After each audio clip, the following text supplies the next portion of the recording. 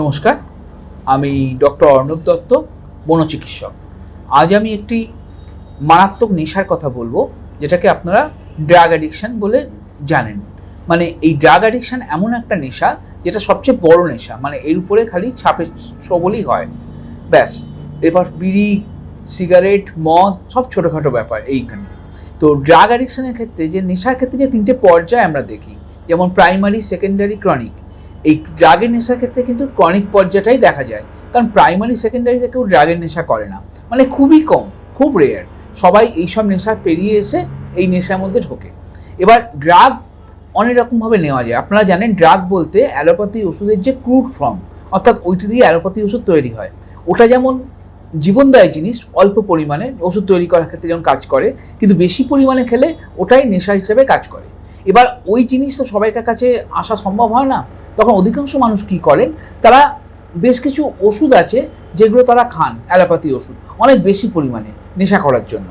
যেমন হচ্ছে কিছু ঘুমের ওষুধ আছে, কিছু অ্যালার্জির ওষুধ আছে, কিছু সাইকোলজিক্যাল ওষুধ আছে বা সাইকিয়াট্রিস্ট ওষুধ আছে, আর আছে আপনার কাশির ওষুধ। দেখবেন কাশির ওষুধও খেয়ে অনেকে নেশা করেন।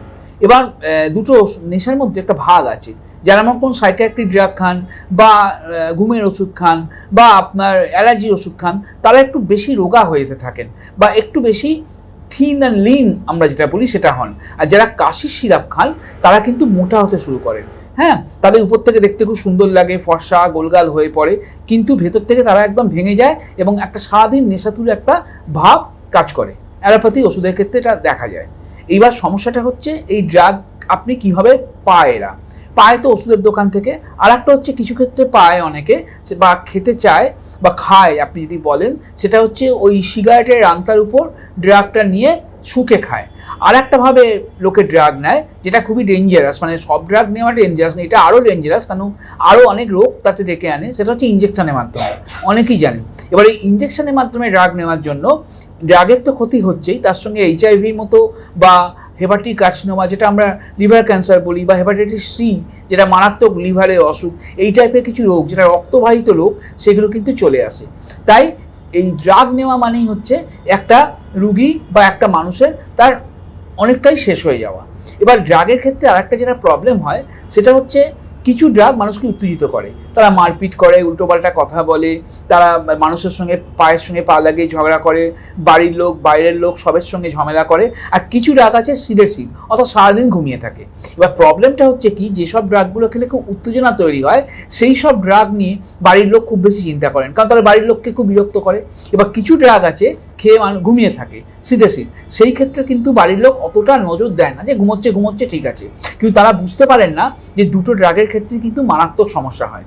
আর ড্রাগের একটা সবচেয়ে মুশকিল হচ্ছে কি, যেটা ওষুধ বলে, যেটা আমি হোমিওপ্যাথি করি, আমার ওষুধ খেয়ে ড্রাগ মানে নেশা করা যাবে না, কিন্তু অ্যালোপ্যাথি ওষুধ খেয়ে নেশা করলে যে সমস্যাগুলো হয়, অনেক অ্যাসোসিয়েটেড ডিস্টারবেন্স চলে আসে। যেমন হচ্ছে পার্কিনসন, যেমন হচ্ছে আপনার ডায়াবেটিস, যেমন হচ্ছে হার্টের প্রবলেম, কিডনির প্রবলেম, মানে মাথার চুল থেকে পায়ের নখ পর্যন্ত কোনো কিছু অর্গানই বাদ হয় না। এছাড়া তো ব্রেনের তো ক্ষতি হয়, যেটা সিএনএস বলি, সেন্ট্রাল নার্ভাস সিস্টেম, তার সঙ্গে হাত পা কাঁপা, যেটা পার্কিনসন বললাম, হাত পা শুকিয়ে যাওয়া, ভীষণ রকম ভেতর থেকে পুরো শুকিয়ে যাওয়া। এবং অনেক ড্রাগ অ্যাডিক্টকে দেখা যায় তারা পুরো বেঁকে গেছে, মানে একদম যাকে বলে বেঁকে যাওয়া বা খুব কুঁজো হয়ে যাওয়ার মতো অবস্থা তৈরি হয়।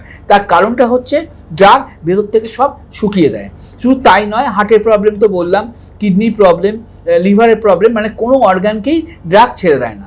এবং ড্রাগ ছাড়াতে গেলে যেটা সবচেয়ে বড় ইম্পর্টেন্ট, বা ড্রাগ থেকে মুক্তি পেতে গেলে বাড়ির লোকের সঙ্গে যে মুক্তি পেতে চায় তাকে কিন্তু খুব সজাগ থাকতে হবে।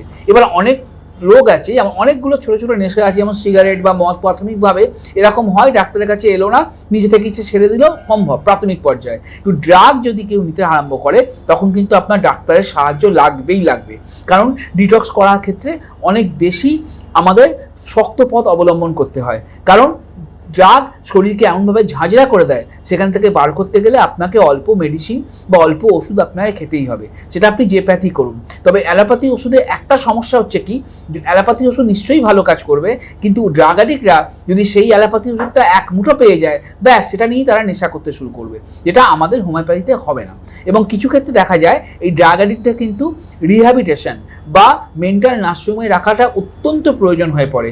তার কারণ এদের কোনো সেন্স থাকে না, এরা মুখে বলে ছাড়বো কিন্তু আসলে ছাড়তে পারে না, কারণ তারা তখন কেমিক্যাল ক্রেভিং যেটা বলে সেটা যেমন তৈরি হয়, মেন্টাল ক্রেভিংটাও তৈরি হয়ে থাকে।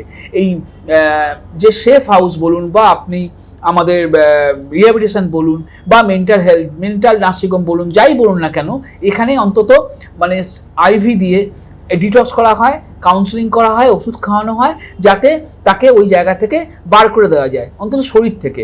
আর মন থেকে বার করার জন্য এখানে কাউন্সেলিং করা হয়। এবার অনেক রুগী মনে করেন যে আমরা বাইরে কাউন্সেলিং করে ব্যাপারটা ঠিক করব। দেখুন, কাউন্সেলিং হয়তো নিশ্চয়ই কাজ করবে, ওপিডি নিশ্চয়ই কাজ করবে, কিন্তু রুগীর 50 থেকে 60% নিজের ইচ্ছে হওয়া দরকার। তার সঙ্গে ওষুধটাও কিন্তু খেতে হবে, কারণ মনে রাখতে হবে এটা সিগারেট, মদ বা বিড়ি নয়, এটা কিন্তু ড্রাগস, সবচেয়ে উপর, মানে খুব মারাত্মক নেশা এটা।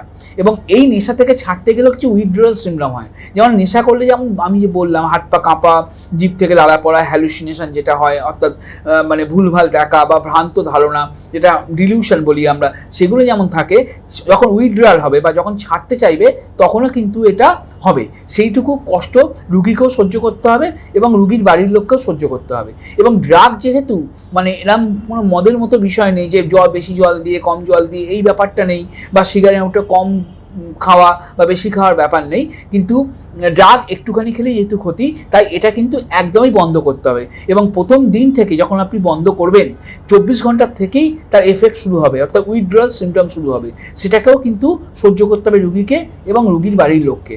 এবং এই ক্ষেত্রে রুগীর বাড়ির লোকের একটা বিশাল বড় ভূমিকা থাকে, কারণ যে ড্রাগ খাচ্ছে সে সবগুলো স্তর পেরিয়ে এসছে, প্রাইমারি, সেকেন্ডারি, সব সে ক্রনিক পর্যায়ে চলে গেছে। তাই বাড়ির লোকের একটা বিশাল বড় সাহায্য ভীষণ রকম দরকার হয়, না হলে কিন্তু এই নেশা থেকে আপনারা কখনোই আপনার বাড়ির লোককে, প্রিয়জনকে বার করতে পারবেন না। আর যদি এইখান থেকে সত্যিই বার করতে হয়, যদি মন থেকে সত্যিই তাকে জায়গা থেকে বার করতে হয়, তাহলে অবশ্যই আপনাদের সাইকিয়াট্রিস্ট, সাইকোলজিস্ট, থেরাপি এদের সঙ্গে যোগাযোগ করতেই হবে। কারণ সিবিটির মতো থেরাপির সঙ্গে ড্রাগ থেরাপি বা মেডিকেশন থেরাপিটাও অবশ্যই লাগবে, না হলে এই জায়গা থেকে বেরোনো যাবে না। ধন্যবাদ।